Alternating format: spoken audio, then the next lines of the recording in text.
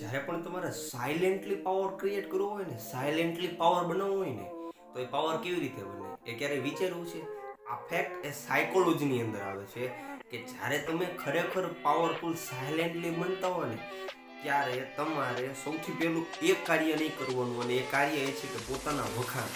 જ્યારે પણ તમે લોકોની ભીડની અંદર બેઠા હો, તમારી આજુબાજુ એવો માહોલ બેઠો હોય, માહોલ ક્રિએટ થયેલો હોય, ત્યારે તમારે તમારા વખાણ ક્યારેય નહીં કરવાના. શું કામ નહીં કરવાના? કારણ કે જ્યારે પણ તમે કોઈની પાસે તમારા વખાણ રજૂ કરો છો ને, કે ભાઈ મેં આમ કર્યું, મેં આમ કર્યું, ઘણા લોકોની એવી ટેવ હોય કે ભાઈ મેં આમ કર્યું, મારાથી થાય, આવું ન થાય, મેં જ કર્યું.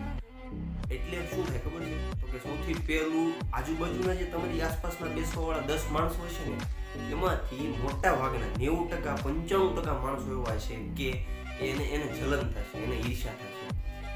આને કર્યું તો મારે પણ કરવું છે, હું એની પાસેથી શીખું, એને શું કર્યું, કેવી રીતે કર્યું, એટલા માટે.